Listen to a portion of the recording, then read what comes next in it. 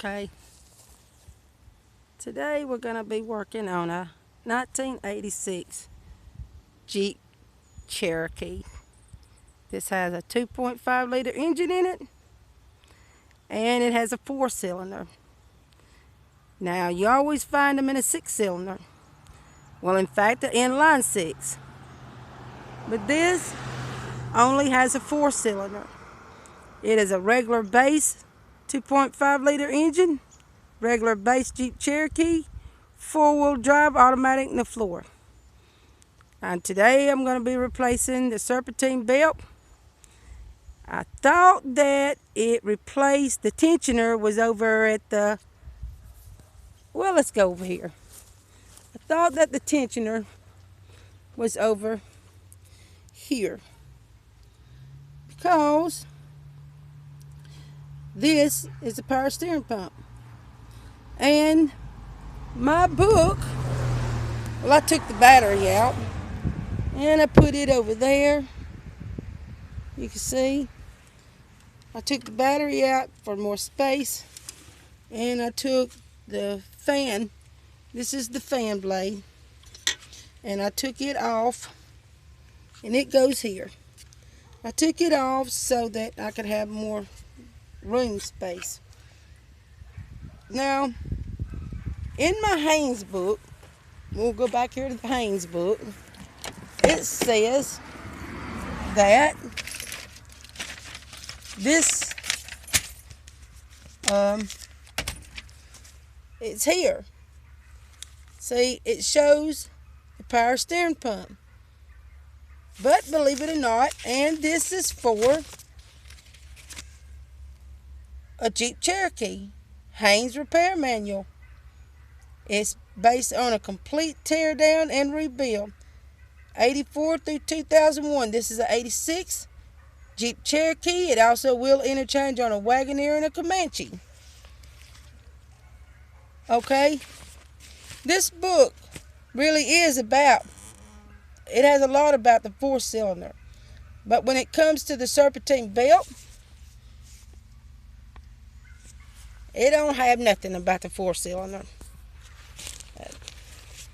Now, this shows all about how your belt can break and what all it'll do to it. Over time, it'll wear it out.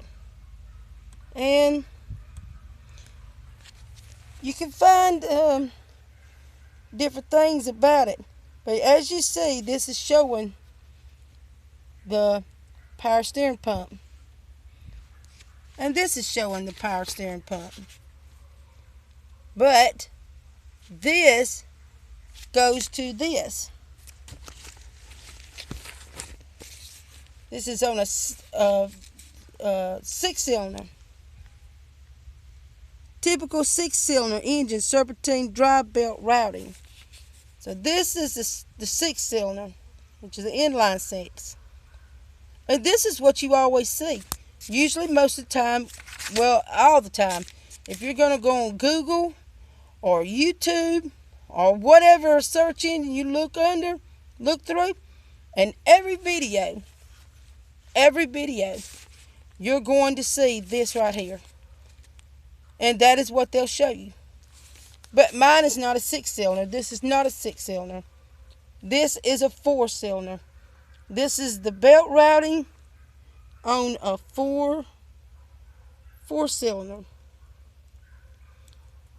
Typical 4-cylinder engine, serpentine drive belt routing. This is the 4-cylinder. And that's what I have, a 4-cylinder.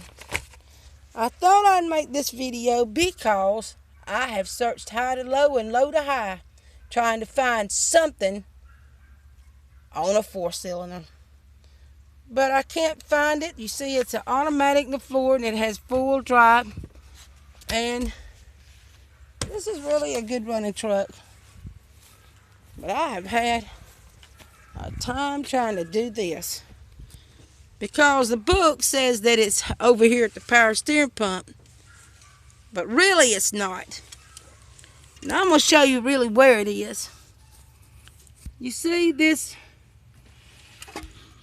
there's a screw under here. Can you see the screw? You have to loosen that up. You have to loosen that up.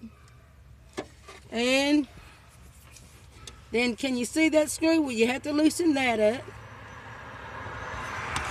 And then there's a screw over here, and you have to loosen that up.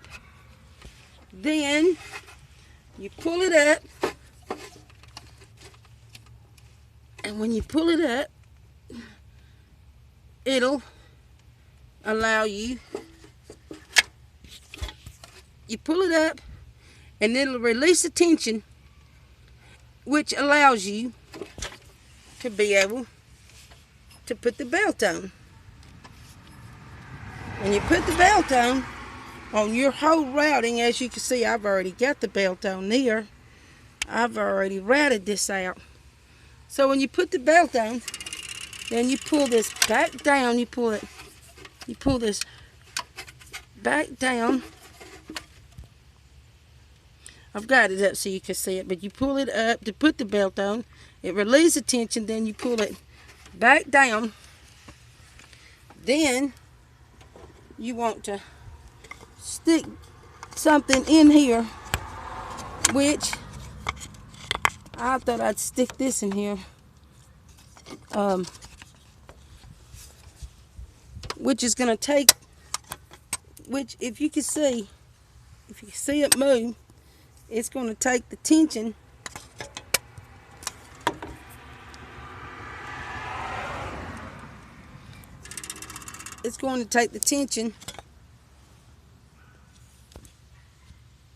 off of it. As you can see it move, it's going to take the tension, and then you'll be able to tighten all these bolts back up. But you have to get this belt tight, really tight. You got to make sure this is on there right. This has to be on there right, because this is where the fan blade goes. This is your fan blade, and it goes down there like this. That has to be put back on. And this is the belt that broke. As you can see, this belt broke, and this is the end part of the belt.